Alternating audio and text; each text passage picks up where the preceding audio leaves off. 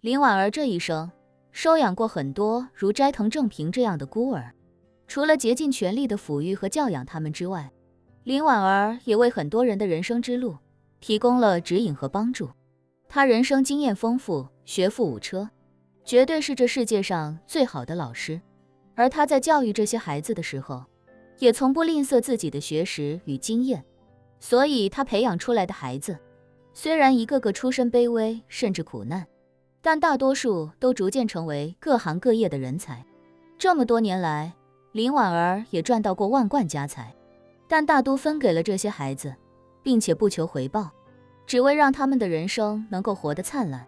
如果说要总结林婉儿过去的300多年里，主要都做了什么？其实除了逃命这条亘古不变的主题之外，剩下的几乎全是在为这个世界播撒爱的种子。而那些被她抚养成人的孩子，也深知她这一生除了逃命，都在不停为他人奉献。她用不同的身份，在不同的地方抚养过一代又一代人，她也用不同的身份，在不同的地方帮助过一代又一代人。就像当年京都的斋藤小姐，就像是穷苦人家眼里的圣母玛利亚。凡是善良之人遇到困难的，斋藤小姐都会施以援手。那些年，京都穷苦人家的孩子，最羡慕的不是官宦富商的公子和小姐，最羡慕的是那些能被斋藤小姐收养的孤儿。后来，斋藤小姐离开日本，没人知道她去了哪里，但她的故事却一直在京都老一辈人中代代相传。林婉儿在这些孩子身上耗费无数心血，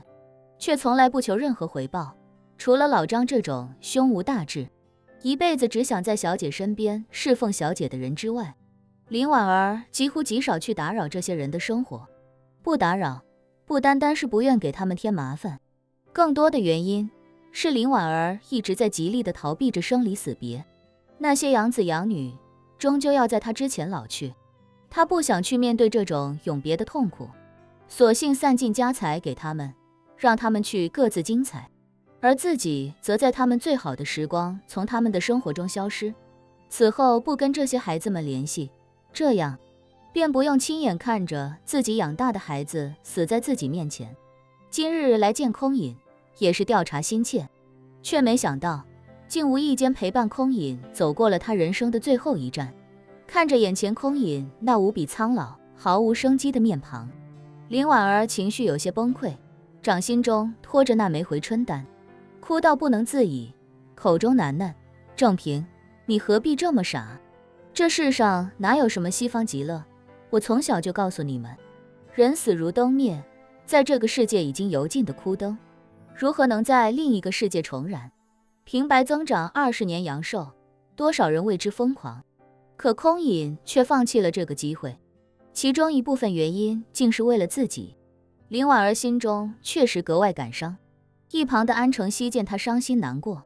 不由自主地上前将她轻轻揽在怀里，安慰道：人都是要死的，只是你活得太久，显得他们好像活得不够长久。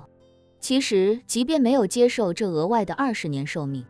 空隐法师也已经是这个世界上少有的长寿者了，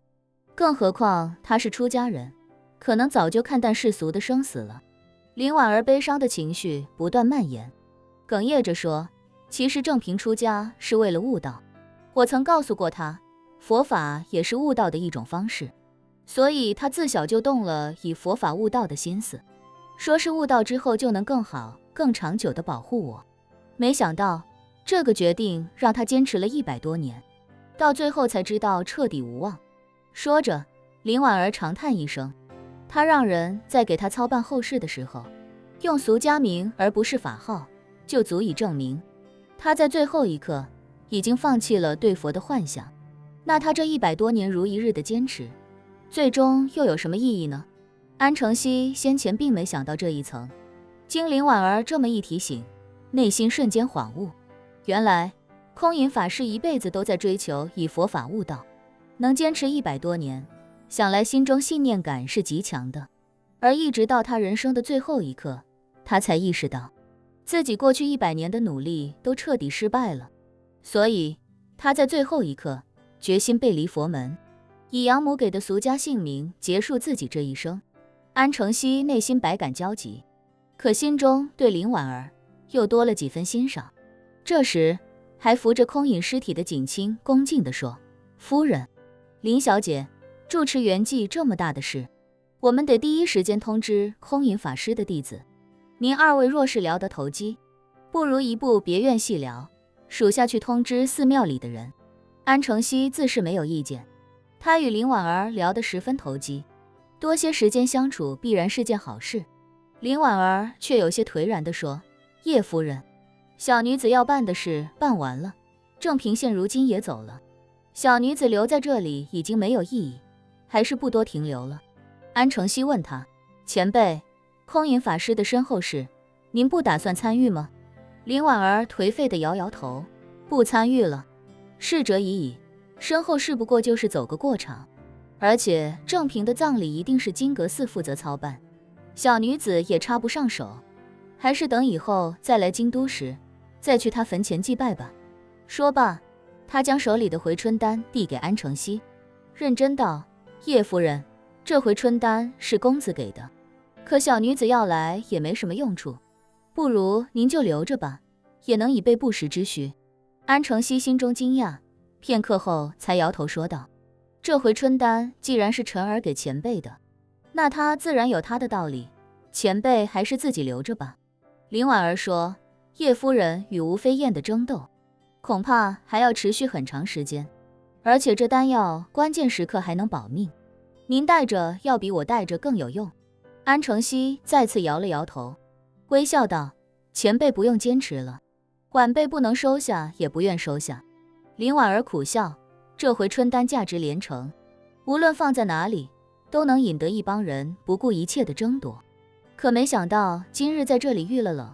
连着送了2次，都还不曾送得出去。安承熙拍了拍他的后背，微笑着安抚道：“前辈还是把丹药收好带回去吧，既然晨儿把它给你，就一定有他的道理。”